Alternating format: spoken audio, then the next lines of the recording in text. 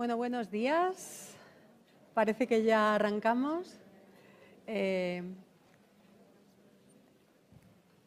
Soy María Sintes, me corresponde moderar esta mesa. Estoy muy feliz de volver al CNEAM y de verlo lleno de caras conocidas, de caras amigas, que llevamos pues muchos años encontrándonos aquí en este espacio, que se sigue llenando de gente, de ideas y de buena energía. Me corresponde moderar esta mesa con un título muy expresivo. A mí me ha encantado, Juntas y revueltas, intersecciones. Es efectivamente una mesa muy biodiversa, ecléctica, lo cual me encanta, porque creo que refleja muy bien pues eso, la diversidad, la riqueza, los encuentros, las transversalidades, a veces los márgenes. Y además sale un poco de ese ombliguismo del que hablaba ayer Benayas, en el que a veces las buenas gentes de la educación ambiental nos hemos encerrado, ¿no? Nos hemos atrincherado a veces en nuestras relaciones, en nuestros grupos, en nuestros haceres. Y creo que a veces ha faltado una mirada más allá, más encuentros, más conflictos a veces incluso, ¿no? Más debates, más diálogos. Y el sentido de esta mesa es precisamente poner el foco en esas otras personas, profesionales o no, que han estado trabajando con los mismos objetivos, muy probablemente que nosotras, que nosotros, pero desde otras trincheras, desde otros ámbitos, con otros lenguajes, con otras maneras de hacer, ¿no? Creo que es de justicia reconocer el trabajo de estas gentes, de estas entidades, de estos grupos, a la educación ambiental social, al cambio de mentalidad, al cambio de conciencia. Es de justicia este reconocimiento, igual que lo hacíamos al pasado de nuestra historia como educadoras y educadores ambientales, ¿no? Y bueno, pues hemos intentado traer una representación variada y rica de estos movimientos, de estas organizaciones, que no se identificarían, por lo menos algunas, probablemente con la etiqueta, ¿no?, de educador, educadora ambiental, necesariamente. Muy probablemente los objetivos de sus organizaciones, de sus movimientos, no tienen como misión principal lo que llamamos educación ambiental, o por lo menos lo que a veces se identifica, ¿no?, con los programas de educación ambiental. Probablemente su misión fundamental es otra, quizá el cambio del sistema alimentario, quizá el cambio de modelo energético, quizá la defensa del territorio, quizá la demanda de que otras políticas y otra gestión es necesaria, pero forman parte de este gran movimiento, forman parte también de nuestra historia, y creo que es estupendo que estemos aquí. Yo lo que les he pedido es que hagan un breve resumen de a qué se dedican dentro de sus organizaciones y que aportan a la educación ambiental en sentido muy amplio, a ese cambio de conciencia desde sus organizaciones. Y bueno, iré presentándoles una a una. Vamos a empezar por la juventud, que alegra mucho. Bueno, tenemos a Marta Bordons, 24 añitos. ¿Cuántos? Qué bien, qué bien. 24, envidia cochina. Una bebé. Y un currículum ya que la verdad es que asombra. Es graduada en traducción, intérprete y humanidades. Además es investigadora en la Universidad Pablo de Olavide en Sevilla. en un tema que a Eloísa le entusiasmará. Creo que tenéis que tener un pequeño encuentro. ¿Habéis hablado? Trabaja en investigación sobre comunidades indígenas latinoamericanas, sobre sus derechos y la vinculación con la protección de los ecosistemas. Y bueno, sin embargo, siendo esto interesantísimo, no está aquí por eso. Está aquí porque es miembro de Fridays for Future Segovia y de Sevilla. Pero Segovia. Si lo habéis invitado, me bajo. No, es que te traería a Segovia muy probablemente si me dejas. Bueno, es portavoz y coordinadora, además, ¿no?, en el ámbito no solo autonómico, sino nacional e internacional de Fridays for Future. Y, bueno, Marta, ¿qué nos puedes contar? Me ha dicho que estaba un poco así porque ayer, escuchando, bueno, pues las distintas sesiones, se hizo como un replanteamiento mental de todo lo que quería contar. Decidí cambiar la charla, así que, bueno, estamos aquí medio improvisando, medio, ¿no? Pero sí, bueno, yo tenía un PowerPoint, pero en verdad eso, por poner unas imágenes, como bien me ha presentado María, pues sí vengo del movimiento de Juventud por el Clima, que quizás lo conocéis, sobre todo el boom que pegó en 2019 a través de Greta. Comenzó en octubre con Greta Thunberg en Suecia y llegó a España y a Sevilla pues en torno a marzo de 2019, ¿no?, que ahí tuvimos nuestra primera huelga mundial por el clima. Es un movimiento, por lo tanto, eminentemente estudiantil y juvenil, pero que al final, pues como tantos otros movimientos, abraza y ampara y invoca pues a todas las personas que por favor se quieran unir. Eso es así. Bueno, aquí creo que faltaba una imagen, pero el logo está un poco movido. Y nada, y principalmente queremos agradecer mucho del movimiento que nos hayan invitado a estas jornadas, porque es cierto que es un movimiento que inevitablemente educa y nos educa ambientalmente a las propias integrantes del movimiento, que somos personas que muchas no nos habíamos acercado a la cuestión del medio ambiente. Por ejemplo, mis estudios no estaban relacionados con eso. Yo como hobby sí que tenía eso de agobiarme con el cambio climático. Yo estaba leyendo cositas y diciendo, vaya, está la cosa regular. Pero por esencia no estaba dentro de, no había estudiado biología, ni ambientales, ni educación ambiental, ni nada. Pero cuando llegó este momento de salir a las calles frente a la indignación de los últimos informes del IPCC y demás que salieron esos años y demás situaciones que estaban ocurriendo de manera internacional, pues nos vimos obligadas a eso, a educarnos. Y de pronto ese 15 de marzo yo me encontraba con un micrófono y una cámara y con una sociedad que esperaba que la juventud estuviese actualizada hasta el último segundo de la situación climática y además que tuviera un pensamiento crítico, sistémico, que pudiera elaborar sus ideas y demás. Y algunas éramos, yo sí tenía pues 20 y pico años, pero algunas éramos personas de 16, de 17 y demás, que en esa faceta pues no se nos había concienciado, educado tanto. Entonces fue un reto arrancar con este movimiento, pero también fue una efervescencia coordinada colectivamente a nivel internacional, que creo que marca un antes y un después y que también es resultado de tantísimos años de educación ambiental que habéis estado trabajando, ¿no?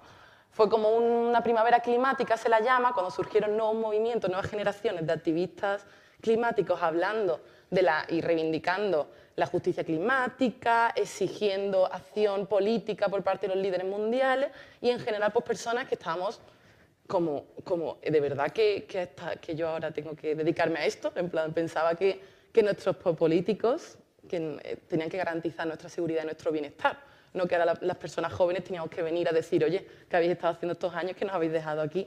Bueno, he estado viviendo en Chile últimamente, entonces allí dicen mucho la pura cagá, nos habéis dejado la pura cagá y aquí tenemos que venir a resolverlo, ¿no? Entonces, pues desde ese 2019 pues han pasado muchas cosas, ¿no? Sobre todo en 2020 con la pandemia, hubo ahí un parón y un truncamiento de una actividad que eso era muy multitudinaria, masiva, en todos los continentes había el movimiento de Juventud por el Clima y estaba relacionado con todas esas organizaciones ecologistas anteriores, pero no solo ecologistas, sino de derechos humanos, etcétera, etcétera. Y básicamente lo que exigíamos, que aquí ustedes ya todos lo sabéis, pero sí la descarbonización, el fin de la economía fósil y extractivista, del norte global y el sur global, y todo esto, pues, bueno, igual que se evitara el aumento de la temperatura media global a más de 1,5 grados, todo esto que sabemos la importancia que tiene, ¿no? y hablamos mucho, ponemos mucho el foco en esa justicia climática y ecosocial, entendiendo no es solo algo de resolver los grados o resolver las emisiones, sino también de resolver esta injusticia, ya que la crisis climática es algo que nos afecta a todo el mundo, pero que nos afecta de manera desproporcionada, ¿no? Dependiendo de nuestra situación, tanto individual como colectiva. Hay países que se van a ver más afectados y que contaminan menos, y viceversa. Ya todo esto pues lo sabéis ustedes. Entonces, este era el foco que teníamos en las calles, nuestros lemas: no hay planeta B, no hay planeta B. Quizás habéis venido a algunas de nuestras manifestaciones, pero tenemos muchos métodos distintos de acción. Ay, joder, que me lío. Voy a saltar al momento de diapositiva, ahora vuelvo, porque quería hablar primero antes de eso, de la alianza y la interseccionalidad, que yo lo estaba comentando. Esta fue una manifestación que sí hicimos post-pandemia o post-cuarentena, confinamiento. Como podéis ver, pues tenemos nuestras mascarillas, algunas de tela, otras que no, y con distancia de seguridad. Y nuestro lema de esta manifestación era: ante la emergencia, todas por el clima.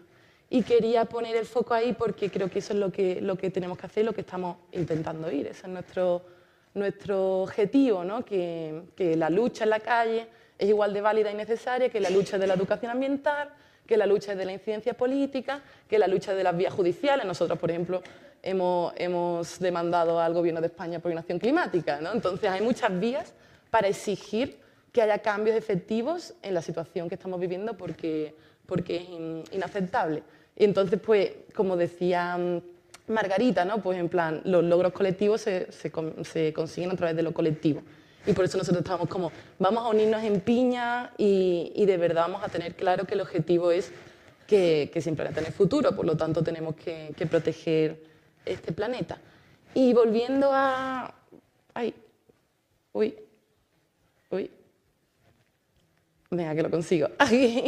Volviendo un poco al tema de lo que hacemos o cómo, a través de qué sentimos que podemos aportar la educación ambiental, aunque no le pongamos ese nombre per se, es la concienciación y la acción. Antes se me ha ocurrido que lo podemos llamar concienciación.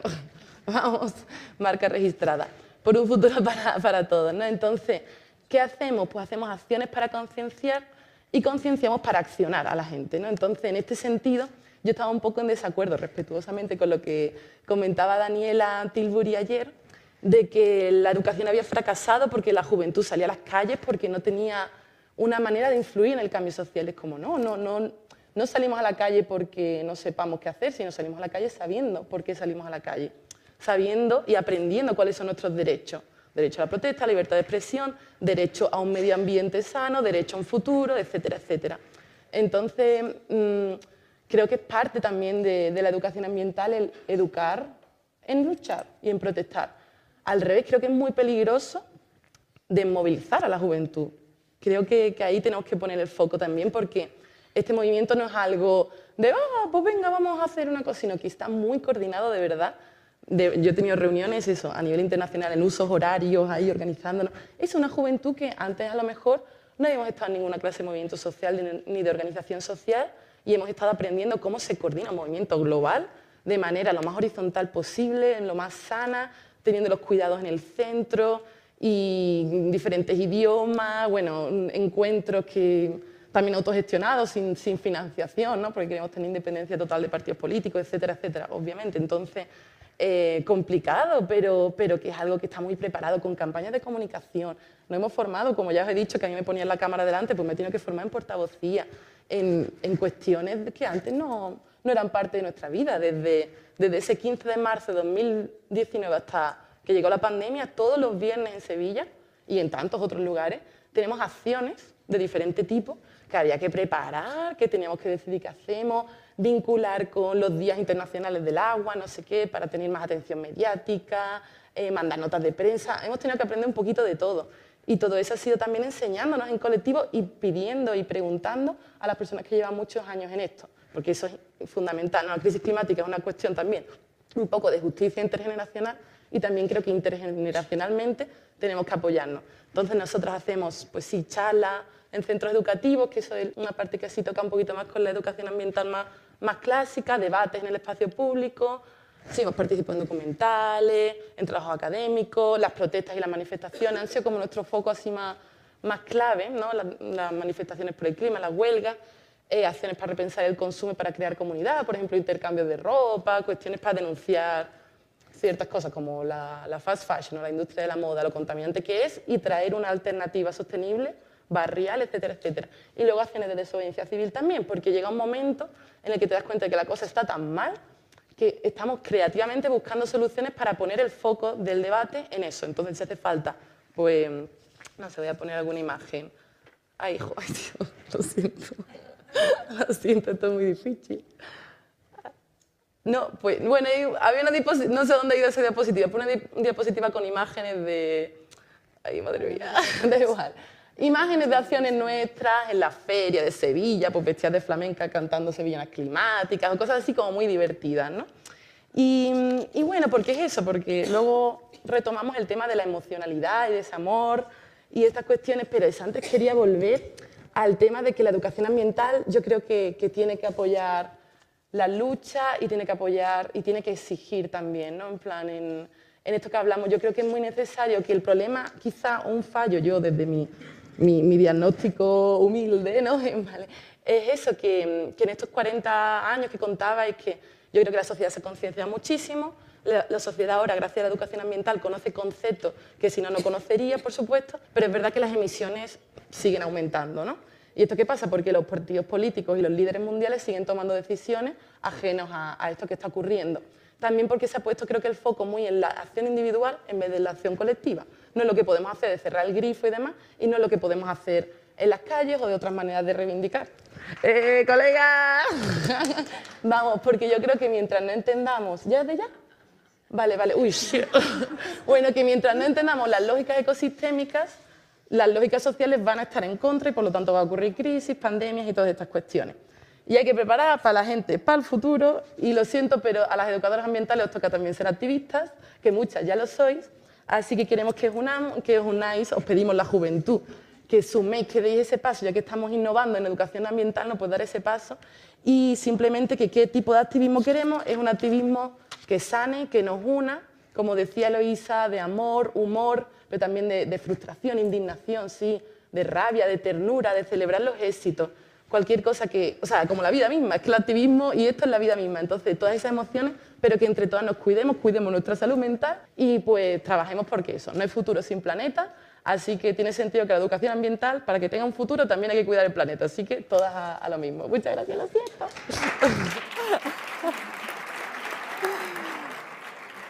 Bueno, es fascinante y maravilloso este raudal de frescura y de energía. Creo que ha dicho cosas muy interesantes y también quiero pensar que nos ha hecho una especie de evaluación, valoración de las luces y sombras de la educación ambiental estos 40 años atrás. Lo que se ha conseguido, o sea, hay una juventud maravillosa que en alguna parte alícuota supongo que habrá contribuido pues, la acción de todos educadores y educadoras ambientales y por otro lado ha puesto el dedo en la llaga de las carencias y de los vacíos, ¿no? Muchísimas gracias, menos mal que estaba nerviosa, si no, no sé, se hace la jornada sola. Bueno, vamos a seguir. Estoy muy contenta de conocer, que no te conocía, Almudena Rodríguez. Almudena es pastora, tiene un rebaño de ovejas castellanas blancas y negras, me puntualiza, en una comarca de Zamora, precisamente, al sur, ¿no?, de la Sierra de la Culebra, precisamente. Y bueno, pues representa un movimiento que se está organizando en el mundo rural, a veces tan ajeno, ¿no?, a estos debates, a estas, no sé, a estas conversaciones intelectualoides muy pegadas a la tierra, muy pegadas a lo del comer. Y bueno, me ha impresionado saber que ella empezó en el 2013 su actividad ganadera sin conocimiento previo de este mundo, lo cual es fascinante, luego me lo cuentas en el café. Y me gusta mucho además porque describía sus casi 10 años de actividad como vertiginosos, duros, emocionantes, frustrantes, maravillosos, un constante arriba y abajo, ¿no? Y decía además que a pesar de eso, pues ama enormemente lo que hace y se ha convertido en una luchadora con uñas y dientes por la defensa del pastoralismo y de la ganadería extensiva. De hecho, forma parte de ese colectivo que yo creo que muchas conocimos con una reinterpretación del Despacito maravillosa, que es Ganaderas en Red, y también estás en la plataforma por la ganadería extensiva y el pastoralismo. Pues nada, Almudena, cuéntanos. Hola, buenos días, gracias a todos por estar aquí. Bueno, has dejado el nivel altísimo, con lo cual espero hacerlo bien. Pues como muy bien ha dicho María, soy Almudena, soy pastora en la comarca de Sayago, por desgracia muy cerquita de donde nos han quemado 30.000 hectáreas y parece que no ha pasado nada. Y formo parte del colectivo de Ganaderas en Red, que es un colectivo de mujeres que nació ya en el año 2015 para dar voz a las mujeres pastoras y ganaderas y poner en valor la ganadería extensiva y el pastoralismo. También con una defensa del mundo rural, o si queremos decir de los pueblos, porque creemos creemos que en los pueblos hay vida gracias a las actividades tradicionales. Y una de las actividades tradicionales es la ganadería extensiva. Una ganadería extensiva que está unida al patrimonio etnográfico que muchas veces se ha formado por esa actividad ganadera. Somos... estoy un poco nerviosa, se me nota, ¿no? Perdón. Pues bueno, desde Ganaderas en Red hemos hecho una gran labor, porque a veces parece que vamos muy despacito, como decíamos en la canción, pero cuando miramos hacia atrás vemos que hemos conseguido grandes logros, vemos que se empieza a hablar de ganadería extensiva, porque hay una ganadería, una manera de producir que no tiene nada que ver con lo nuestro, y creo que hemos llegado a puntos importantes donde pues, ponemos ese acento, ese énfasis en nuestra manera de producir. Somos pequeñas explotaciones familiares que aportamos vida, que aportamos redes en nuestros pueblos y bueno, pues nosotros queremos reivindicar ese trabajo. Y también a través de la ganadería extensiva y en Ganaderas en Red hemos ido avanzando en poner en valor esta ganadería extensiva, cómo podemos pues, darle valor. Y era pues, a través de las escuelas, a través de las redes, hemos ido pues, comunicando todo esto. Y bueno, en las redes somos potentes, somos fuertes y es donde más hemos avanzado. Y también en las escuelas hemos intentado llegar, lo que pasa que bueno, llegó la pandemia y ahí nos hemos un poco parado, pero tenemos muchas compañeras que pues, las han invitado a actividades en las escuelas y es que es muy importante poner en valor, o sea, en la enseñanza, yo que soy madre de hijos veo que es importantísimo desde la infancia aprender a valorar lo que se tiene y en los pueblos muchas veces no se nos ha enseñado a valorar lo que tenemos, sino lo que tenemos fuera. Entonces creíamos que uno de los pilares para poner en valor y dinamizar nuestros pueblos es valorar lo que se tiene. Hay una frase que yo escuché una vez en una charla y me llamó mucho la atención y es que los peces no ven el agua. Entonces, si nosotros o nosotras, mejor dicho, vamos allí a contarles a esos niños que hay una actividad, que hay un medio donde ellos viven, que hay unas razas autóctonas que no hay en otros sitios, que esas razas autóctonas han generado un paisaje en el que todos ahora nos maravillamos. Yo, por ejemplo, hablo mucho en la zona que yo estoy, que es Sayago. Sayago no se entendería si no hubiera ganadería extensiva, si no hubiera pastores y pastoras y si no hubiera esas razas autóctonas. Entonces creo que eso es extrapolable a muchas partes del territorio, donde si no hubiera esos pastores, esas personas trabajando en el territorio, no tendríamos medio ambiente. ¿Vale? Somos conservadoras de ese medio ambiente que estamos aquí hoy poniendo el énfasis. Y para cómo desde Ganaderas en Red trabajamos para esa divulgación medioambiental, tenemos varias actividades algunas en común y otras en particular, compañeras que, pues, bueno, que enseñan sus explotaciones. Bueno, la palabra explotación queda un poco mal, no, sus granjas, su manera de trabajar, y comparten con ellos, con ellas, pues ese día a día, o les enseñan los ricos productos que se producen con el pastoreo y con la ganadería extensiva, y luego a través del colectivo, pues divulgando actividades, divulgando un montón de cosas a través de las redes. En particular, bajándome a mí misma, a lo mejor cómo hacemos, ya digo que muchas compañeras lo hacen, pero desde mi punto, o sea, si os comento cómo lo hacemos, yo he lanzado Mañanas de Pastoreo, y es una cosa que llama mucho la atención porque resulta que ha tenido un éxito grande, pero luego tengo unas críticas por la gente de la zona que no entiende que alguien pueda estar interesado en venir un día a pastorear contigo. Y yo quiero reivindicar mucho ese aprendizaje que necesitamos de la gente de los pueblos, de la gente que conozca lo que tiene. Y bueno, pues la gente viene a estar conmigo un día y una mañana, y es alucinante cómo pues esa desinformación que hay entre lo urbano y lo rural, y cómo cuando llegan allí tienes personas que están deseando que tú le cuentes cosas y tienes que definir cuántas quieres contar, porque si no les pones la cabeza como un bombo, ¿no? Sobre todo, claro, yo estoy en un espacio que tiene un patrimonio etnográfico impresionante, con, pues eso, con paredes, con maneras de gestionar el territorio, unos territorios que se gestionaban desde lo común y les han dicho ahora que tienen que gestionar desde el individualismo. Que, bueno, pues eso es una pena, ¿no?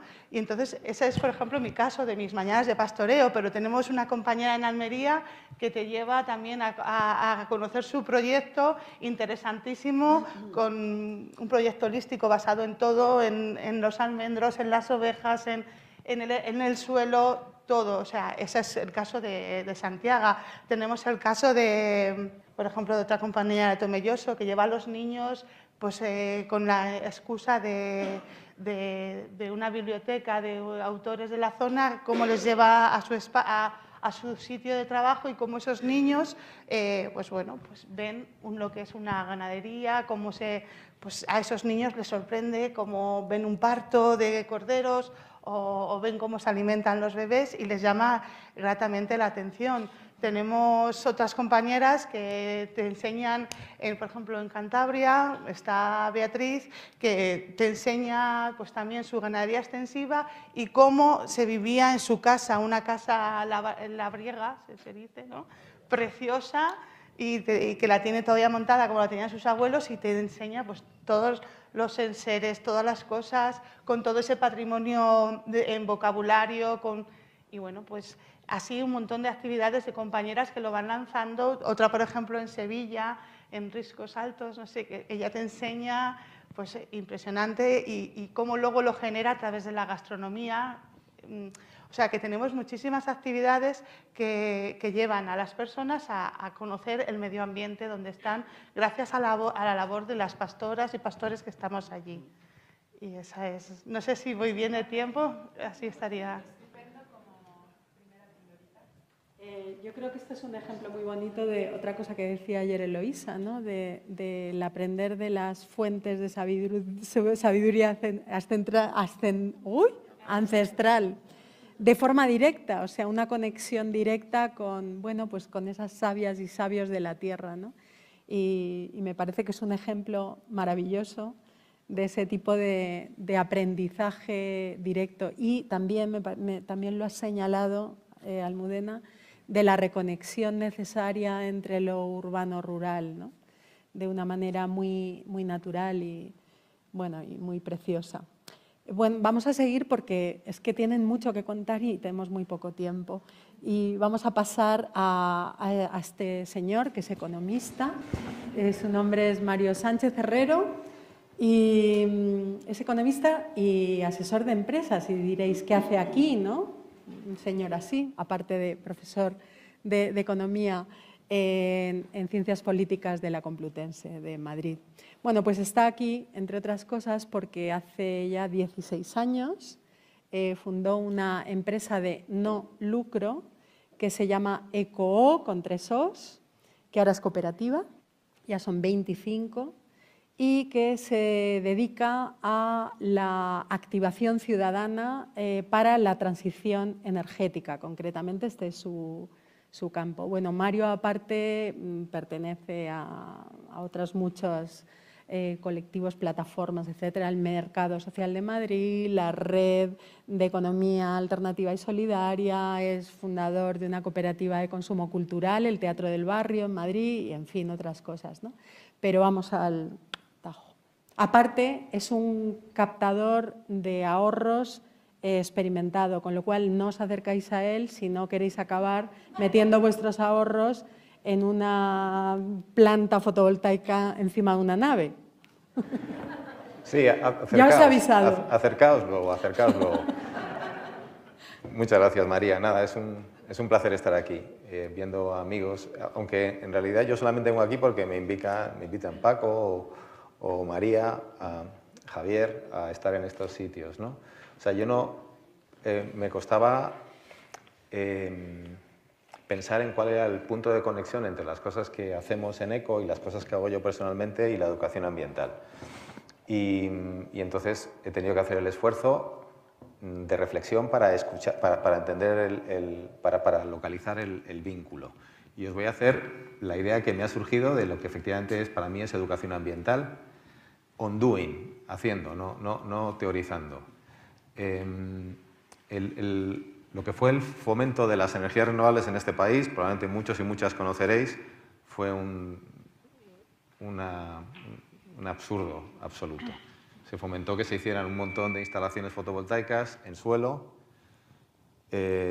con la titularidad de fondos de inversión y grandes patrimonios, frente a otro modelo, el alternativo, el alemán, que lo que buscaba era aprovechar las subvenciones que eran necesarias para el fomento de este tipo de tecnologías para difundir lo máximo posible entre la gente, que se repartieran esas subvenciones entre las personas normales y también, y de paso, que se hiciera cultura energética, porque aprender, conocer la tecnología fotovoltaica, que era tan desconocida, era un imperativo. La gente tenía que conocerla, y no solamente conocerla porque viera un documental, sino porque la pusiera en sus casas.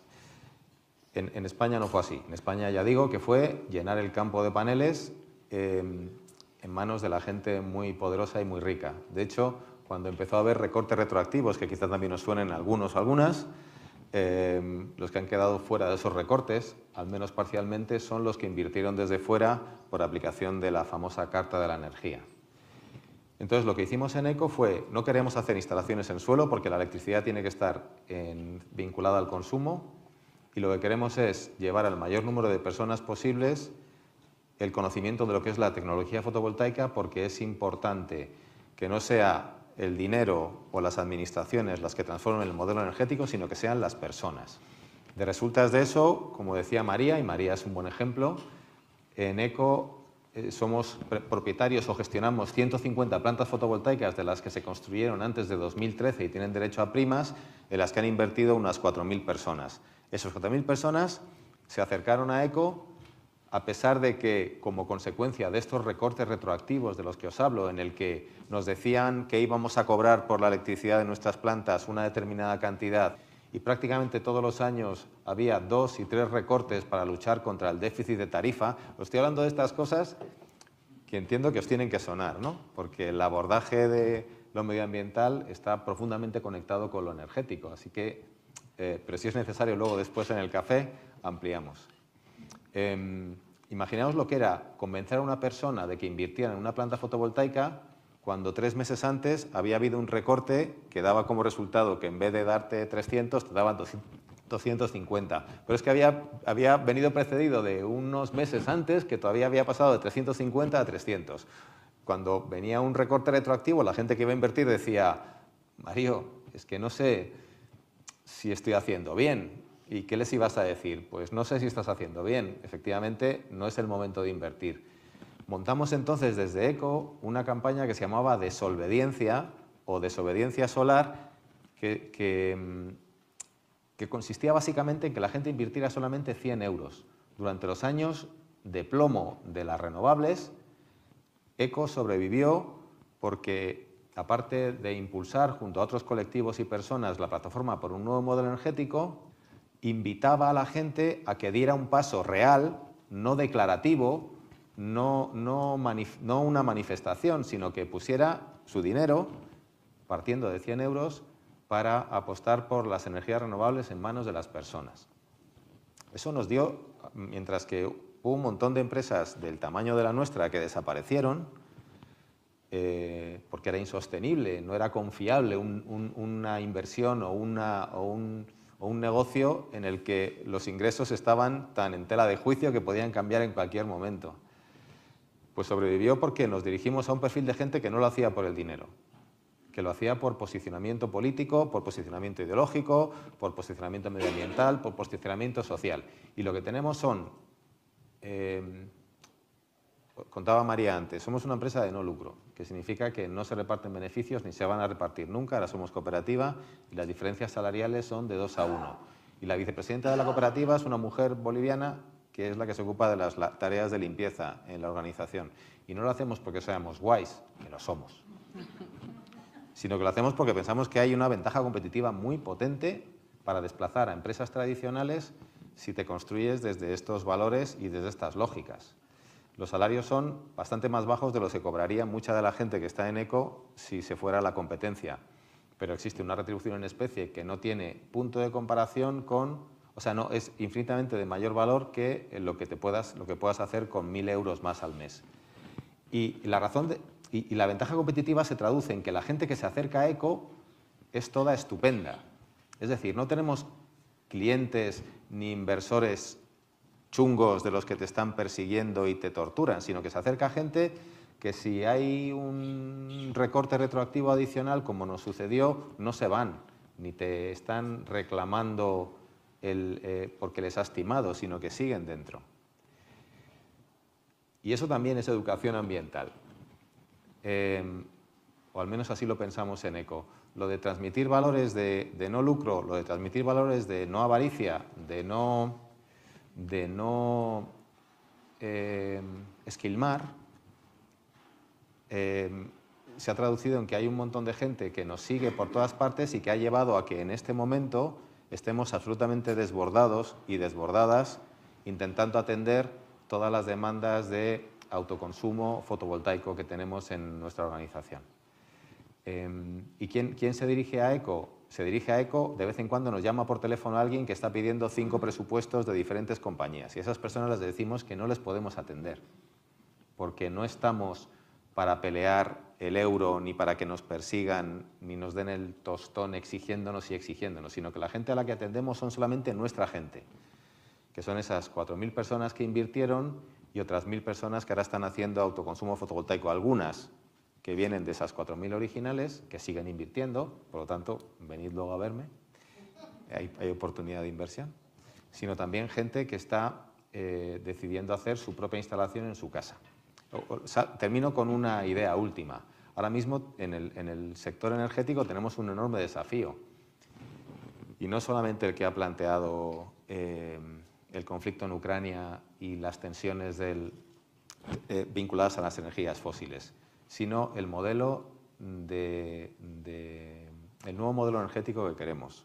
El que ECO lleva propugnando y otras muchas organizaciones desde hace muchísimo tiempo es que tiene que estar en manos de las personas, nunca en manos de las empresas, y por lo tanto el autoconsumo es la herramienta por antonomasia, pero ahora se plantea una batalla no menor en la que conviene que estemos atentos y atentas, y me dirijo al colectivo de la educación ambiental, en que podemos apostar por modelo de enormes huertos solares una vez más en manos de enormes fondos de inversión y de empresas energéticas y muchas petroleras, o bien instalaciones de escala humana, no solamente las que ponemos encima de nuestros techos, sino pequeñas instalaciones de generación en el suelo, pero en suelos con menor impacto posible y en manos de las personas. Y para eso solamente necesitamos una cosa.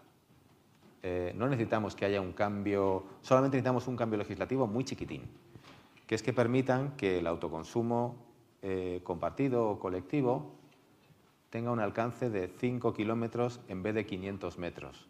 Tú puedes consumir electricidad y que sea autoconsumo encima del techo de tu casa, encima del edificio colectivo, pero también se sigue admitiendo como autoconsumo y, por lo tanto, una forma extraordinariamente rentable de utilizar tu dinero y de hacerlo con conciencia, si la instalación está a 500 metros del punto de consumo. Estos 500 metros que el IDAE se resiste a ampliar, e incluso este IDAE, con este gobierno progresista, se resiste a ampliar por los inmensos intereses económicos que están detrás de que no se amplíen los 500 metros. Si lo cambiara a 5 kilómetros, todos los proyectos infinitos que se están montando por todo el territorio, echando a perder, desde mi punto de vista, medioambientalmente y, desde luego, paisajísticamente en el territorio, desaparecerían de la noche a la mañana, porque se va a alcanzar el objetivo que tiene el Plan Nacional Integrado de Energía y Clima para 2030 holgadísimamente, solamente con autoconsumo,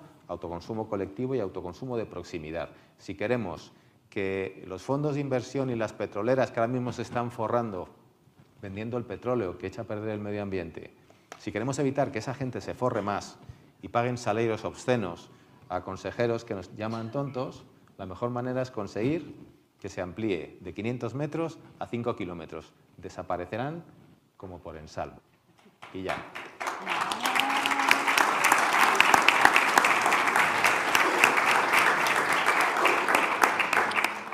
Bueno, muchísimas gracias. Pues ya habéis conocido a Mario. Creo que ECO es un muy buen ejemplo de una vía de acción que es la construcción directa de alternativas y que en ese proceso, además, pues se aprende y se educa mucho. Igual que decía Marta también, ¿no? En ese proceso de aprender haciendo cosas. Bueno, pues pasamos a nuestra veterana. Bueno, pensaréis que está infiltrada en esta mesa porque todos reconocemos a Olga Conde como una educadora ambiental, una de las nuestras, que hace aquí, en esta mesa un poco más ecléctica. Bueno, efectivamente, Olga, que es física en origen, lleva en la educación ambiental pues toda la vida, desde los orígenes, durante muchos años, desde el 89 hasta el 2017, cuando se jubiló como técnica de educación ambiental en el Ayuntamiento de Zaragoza. Pero Olga ha entendido siempre la educación ambiental en esta vertiente también más amplia, como una herramienta de ayuda a generar compromisos personales y colectivos, profesionales y sociales, y siempre su vida ha sido un ejemplo de esa doble, digamos, vertiente, ¿no? De estar con una pata personal y otra pata profesional empujando en la misma dirección. Y es a la vez pues, una educadora ambiental y una activista que, aunque está jubilada, pues ahí sigue. De hecho, tengo que leerme en calidad de que viene porque está en muchas cosas, pero aquí está como participante activa de la plataforma en defensa de la huerta de Zaragoza, también está en la Alianza de Emergencia Climática de Aragón. Y bueno, recién caída del Pirineo, donde estuvo este fin de semana bueno, en una movilización contra la conexión de las estaciones de esquí por la Canal Roya. Venga, Olga, a ver si lo consigues. Bueno, pues me quedan 5 minutos ya. Hemos empezado un poquito más tarde. Bueno, pues en primer lugar, la verdad es que me daba un poco de pereza venir a CNEAN, desde donde he venido tantas veces, pero bueno, en estos momentos estoy contenta de haber venido. Primero por haberme encontrado con tanta gente que hemos compartido tantas ilusiones y que somos compañeros, compañeras, pero también hemos generado amistades y afectos. Y también no sé, por esta mesa también en la que estoy compartiendo, con la que me siento tan identificada, ¿no? En todo lo que están diciendo, ¿no? Como dice María, bueno, yo siempre entendí lo que decía ya en Tbilisi, ¿no? La educación ambiental surge porque hay problemas ambientales y tiene que ser una herramienta para la acción. Esa acción que a veces desde la educación ambiental pues no siempre se ha puesto en el tapete, ¿no? De cómo capacitar a la gente en la resolución de problemas y en ese camino pues ver lo difícil que es. Bueno, pues yo aunque estoy jubilada sigo haciendo educación ambiental desde lo que es, ¿no? Desde construir colectivamente soluciones a los problemas en los que me encuentro, ¿no? Y en mi ciudad, pues uno de los problemas es cómo nos alimentamos, en mi ciudad como en todas, ¿no? Entonces, bueno, pues estoy en esta plataforma que tiene también que ver con la Alianza por la Emergencia Climática, porque el modelo cómo nos alimentamos tiene mucho que ver. ¿Quiénes somos? Pues es una plataforma que está constituida por una red de personas, ¿no? Y colectivos, pues desde la gente, la plataforma de comedores escolares, la gente que defiende otro modelo de sanidad, los grupos ecologistas, la gente que trabaja por los temas de la agroecología, los que defienden la biodiversidad agrícola. Entonces, nos constituimos en el 2009. Fundamentalmente empezamos, ¿no? Porque en el 2008 se produce la Expo de Zaragoza, la Expo del Agua y la Sostenibilidad, y se construye un espacio de huerta, en un espacio de huerta, y luego se pone un cartel que pone: aquí había una fértil huerta y unas torres agrícolas que eran un patrimonio. Ese cartel luego lo tuvieron que quitar, ¿no? Porque era una vergüenza, ¿no? Que encima se pusiese ese cartel. Pero es que en el 2009, antes de haber evaluado lo que había sido la Expo 2008, ya se plantea hacer otra Expo en otro de los espacios agrícolas de Zaragoza. Entonces, bueno, pues esto nos llevó a que necesitábamos hacer algo, ¿no? Esto que se decía antes nos enseña a valorar lo que se tiene, ¿no? Bueno, pues en Zaragoza nos dimos cuenta también que realmente nos habíamos olvidado de cuál era nuestra riqueza, y una de nuestras riquezas era la huerta que teníamos, ¿no? Entonces, bueno, pues lo primero que hicimos en ese proceso desde 2009 al 2012, que estuvimos uniendo, ¿no? Primero ver toda la gente que estábamos por lo mismo, y en 2012 fuimos a la Plaza del Pilar, delante del ayuntamiento, montamos un huerto delante del ayuntamiento, y bueno, y allí presentamos pues un decálogo de por qué pensábamos que Zaragoza tenía que volver su mirada a la huerta, ¿no? Bueno, esto surge pues en ese contexto que decimos que Zaragoza, como muchas otras ciudades, ¿no? Pero Zaragoza está ligado a su huerta, están en la confluencia de 4 ríos, fuimos de las huertas más importantes de España, con el Andalus, desde los romanos, los árabes. La ciudad fue evolucionando comiendo su huerta, pero tenemos el privilegio, que no lo sabe aprovechar nuestros ayuntamientos ni nuestras instituciones, que todavía pues, contamos con, a pesar del crecimiento urbanístico, contamos con 12.000 hectáreas de tierra productiva que se dedican al cultivo de alfalfa para la exportación a los Emiratos Árabes, mientras traemos soja de otros lugares y mientras traemos todos los productos que forman parte de nuestra alimentación de lugares de todo el planeta, ¿no? Esto ha hecho, toda esta globalización y todo este modelo de producción y de consumo en el que creo que somos víctimas, consumidores y productores, que nos han llevado a este modelo, ¿no? Pues ha hecho que el 90% de la huerta, entendido como un espacio que se dedique a cultivar hortalizas y frutas para la alimentación, pues haya perdido.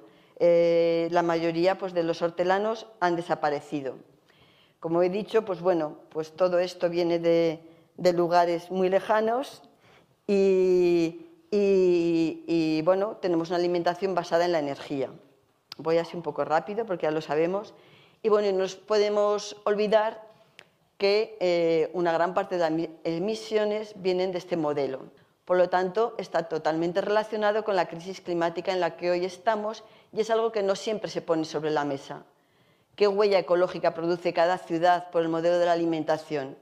No solamente con aquello que tienes en producción, que es lo que normalmente se analiza. En Zaragoza, cuando se analiza la huella, yo no veo que se haya analizado la huella de todos los productos que nos vienen y de los que nos alimentamos. Solamente se analiza, en todo caso, de los campos que están en producción, pero no de todos los kilómetros que han recorrido, todo lo que se ha metido para toda la energía que hay metida en ese modelo de producción, en la producción, en el transporte, en lo que ya conocemos, ¿no? Entonces, ¿qué hacemos? Bueno, pues bueno, pensamos que hay que sensibilizar, pero no solamente hay que sensibilizar para conocer la realidad, que también. Sobre todo, pues tenemos que ver fundamentalmente el entorno educa. Y el otro día nos reuníamos, por ejemplo, en una jornada que el ayuntamiento planteaba sobre sensibilización. Pues el entorno educa y, por ejemplo, decían, cuando yo voy a la piscina con mis hijos o mis hijas, solamente tengo para comer helados y patatas fritas envueltas en un plástico. Bueno, pues ese entorno educa. Aunque yo esté sensibilizada, aunque haya decidido tomar una actitud ya de acción por el cambio, no tengo posibilidades de ejercerlo. Cuando la plataforma de comedores escolares, cuando yo llevo a mis hijos y a mis hijas al colegio, y aunque yo en las clases tenga un huerto escolar desde hace muchos años y sepa dónde salir la zanahoria o la patata, si resulta que en el comedor me dan comida, basura, pues ese entorno me está educando. Cuando en la ciudad yo ya he adquirido la necesidad de comer de otra manera, pero resulta que solamente tengo opción de en un grupo de consumo o en una cooperativa de consumo, que está muy bien, pero que somos una minoría, pero que el conjunto de la población, aunque quiera hacerlo, no tiene tan pocas opciones, el entorno educa. Y entonces pues pensamos que hay que plantearse dónde están los problemas y vamos a hacer retos colectivos para superar esas situaciones que permitan pasar de la sensibilización a la actitud por actuar, pero que podamos ejercerla. O sea, partimos un poco también de la idea de que cuando se ve que algo genera unos problemas ambientales, genera unos problemas sociales y genera unos problemas de salud, realmente tendrían que ponerse a servicio de todo el mundo opciones para que el consumidor no sea el que elija, sino que todo el mundo tenga la opción hacia otro modelo, que no se nos transporte al consumidor la responsabilidad de elegir productos sostenibles, sino que tendrían que estar al servicio de todo el mundo. Y, por ejemplo, pues también tenemos los bancos de alimentos, donde también se da ese modelo de consumo. Entonces, bueno, pues, ¿qué hacemos? Pues, como ya no me queda tiempo, por un lado, sensibilizar en la idea de lo que aquí han dicho mis compañeros, llevar a la gente en contacto con los productores, que conozcan que en Zaragoza no hay más que 7 productores ecológicos y 30 convencionales, cuando hace muy pocos años había más de 300, pues que conozcan esa realidad, que escuchen a los productores y productoras hortelanos y hortelanas que todavía existen, cuáles son los problemas que tienen para poder producir, porque sin personas que cultiven no habrá cambio de modelo, por mucho que se hayan firmado los pactos de Milán, las estrategias de alimentación sostenible, no sé qué, si no apoyamos a los productores que existen y productoras y impulsamos nueva gente que pueda vivir de la tierra y valoremos ese modelo, no habrá cambio. Pues llevamos a la gente a estos lugares, participamos pues en propuestas en todos los ámbitos, pues desde la estrategia de alimentación sostenible en la ciudad hacemos propuestas, en la red de municipios por la agroecología, en red con otra gente del país que está trabajando en la misma línea, pues nos enriquecemos también en conocer otras experiencias para no partir siempre de cero. Y por supuesto pues también hacemos protestas, porque pensamos que hay muchas formas de educar y se educa desde las aulas, se educa desde lo que la ciudad hace con el ejemplo y se educa también en la lucha. Yo creo que la lucha es un elemento educativo, donde mucha gente pues también ve que es posible hacer las cosas de otra manera.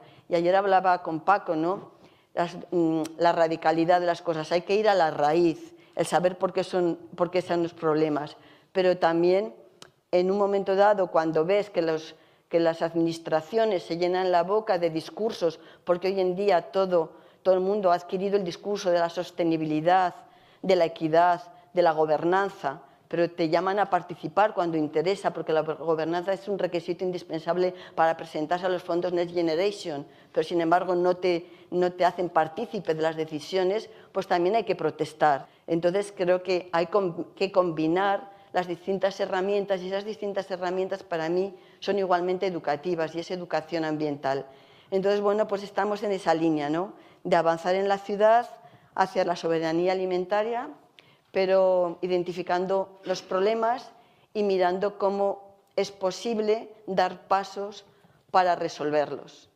Y bueno, pues yo creo que ya he llegado a mi punto.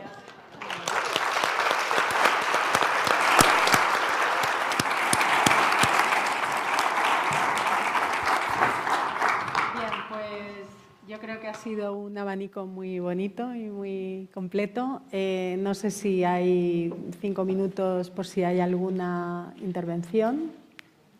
No. No, pues no. ¿Hay una? ¿Una? Venga, una. Miguel me controla. Hola. ¿Se me oye? Sí. Voy a ser súper rápida. Mi nombre es Macarena, quería dar las gracias a la mesa y quería trasladar simplemente, yo vengo de una ONG, vengo de, no sé si representando, me represento a mí misma nada más, pero también a mi ONG me dedico al mundo de la incidencia política, soy politóloga y quería compartir con todos vosotros, que me alegra muchísimo conoceros, que lo que yo querría trasladar es como un sentimiento de esperanza, de que yo, por lo que voy haciendo, me toca ir, estuve en noviembre en EGOA, en el Congreso de Educación Transformadora, ahora esta jornada de educación ambiental que no sabía que tenían tanta historia. Yo no soy recién llegada al mundo de la cooperación, llevo 8 años trabajando, pero sí que entiendo que somos muchos los que estamos en diferentes ámbitos de la transformación social, que todos somos muy necesarios, que todos somos muy complementarios y que la clave de alianza me ha parecido súper potente la que habéis traído sobre la mesa. No sé si a alguien le suena que ayer fue el día 20 del Día de las Personas Refugiadas y una de las principales razones de refugio que hoy por hoy sigue sin reconocerse es la migración por motivos climáticos. Creo que todas las cosas están mucho más relacionadas de lo que parece y de lo que nosotros también nos permitimos explicar, porque hay siempre como corrientes que quieren que nos asimilemos, pero a la vez nosotros mismos, por nuestra lógica de ser, nos complejizamos y hace que muchas veces tengamos problemas para trabajar juntos, y yo creo que esas cosas hay que superarlas si queremos ganar al gigante que cada vez es mayor, tiene discursos más sencillos, más movidos por la emoción y que dejan poco camino o poco horizonte a la esperanza. Y yo creo que transmitir la esperanza, transmitir lo que es posible, lo que es positivo, todo lo que podemos hacer juntos, creo que es un camino a seguir que invito y con el que yo me voy, o que trato de siempre participar en los espacios y traer a la conversación, ¿no? Con esta reflexión